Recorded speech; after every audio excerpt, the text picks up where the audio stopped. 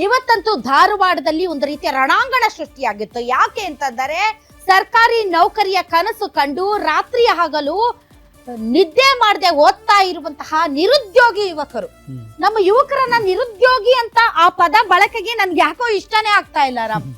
ನಿಜಮಾ? ಆ ನಿರುದ್ಯೋಗಿಗಳು ಅಂತಂದ್ರೆ ಅದೊಂದು ರೀತಿ ಅವಮಾನ ಅಂತ ನನಗನ್ಸುತ್ತಪ್ಪ.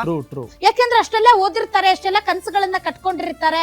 ಮತ್ತು ಸರ್ಕಾರಿ ಹುದ್ದೆ ಅಂತ ಅನ್ನುವುದು ಅದೇನು ಈಸಿಯಾಗಿ ಸಿಕ್ಬಿಡಲ್ಲ. ಅದಕ್ಕೋಸ್ಕರ ಬಹಳಷ್ಟು ಕಾಂಪಿಟೇಟಿವ್ ಎಕ್ಸಾಮ್ಸ್ಗೆ ತಯಾರಿ ನಡೆಸಬೇಕಾಗುತ್ತೆ. ಕಾಂಪಿಟೇಟಿವ್ ಎಕ್ಸಾಮ್ಸ್ ಅಲ್ಲಿ ಅವ್ರು ಎಕ್ಸೆಲ್ ಆಗ್ಬೇಕಾಗತ್ತೆ. ಸೊ ಬಹಳಷ್ಟು ಕಷ್ಟ ಇದೆ. ಸರ್ಕಾರಿ ನೌಕರಿ ಅಂದ್ರೆ ಕರೆದ್ಬಿಟ್ಟು ಹಿಂದಿನ ಕಾಲದಲ್ಲಿ ನೀನ್ ಮಾಡ್ತೀಯಾ ಅಂತ ಕರೆದ್ಕೊಡೋಷ್ಟು ಈಸಿ ಇಲ್ಲ. ಇವ್ರು ನೋಟಿಫಿಕೇಶನ್ ಮಾಡೋದಕ್ಕೆ 2.5 ವರ್ಷ ಆಯ್ತು. ಈಗ ಲಬ್ ಲಬ್ ಲಬ್ ಅಂತ ಯುವಕರೆಲ್ಲ ಹೊಯ್ಕೋತಿದಾರೆ. ಅಲ್ಲಿ ಧಾರವಾಡದಲ್ಲಿ ಹೆಣ್ಮಕ್ಳು ಸಹಿತ ಉಳ್ಳಾಡ್ತಾ ಇದ್ದಾರೆ. ಅಂತಹ ಪರಿಸ್ಥಿತಿ ನಿರ್ಮಾಣ ಆಗಿದೆ. ಧಾರವಾಡದಲ್ಲಿ ವಿದ್ಯಾಕಾಶಿ ಅಂತಾರೆ, ಎಲ್ಲರೂ ಹೋಗ್ತಾರೆ ಅಲ್ಲಿಗೆ. ಈಗ ಬೆಂಗಳೂರು ಆಗಿರ್ಬೋದು ಅಥವಾ ರಾಜ್ಯದ ಎಲ್ಲಾ ಭಾಗಗಳಿಂದಲೂ ಕೂಡ ಧಾರವಾಡಕ್ಕೆ ಹೋಗ್ತಾರೆ ಈ ತರ ಕಾಂಪಿಟೇಟಿವ್ ಎಕ್ಸಾಮ್ಸ್ ಗೆ ಪ್ರಿಪೇರ್ ಆಗೋದಕ್ಕೆ. ಧಾರವಾಡನ ವಿದ್ಯಾಕಾಶಿ ಅಂತ ಕರೀತಾರೆ. ಯಾರೊಬ್ರು ಮಾತಾಡ್ತಿರೋದನ್ನ ನೋಡಿದೆ, ನಾನು ಅಟ್ಲೀಸ್ಟ್ ಒಬ್ಬ ಪೊಲೀಸ್ ಕಾನ್ಸ್ಟೇಬಲ್ ಆಗಿ ಧಾರವಾಡ ಬಿಡ್ಬೇಕಂತ ಮಾಡೀನಿ ಅಂತ.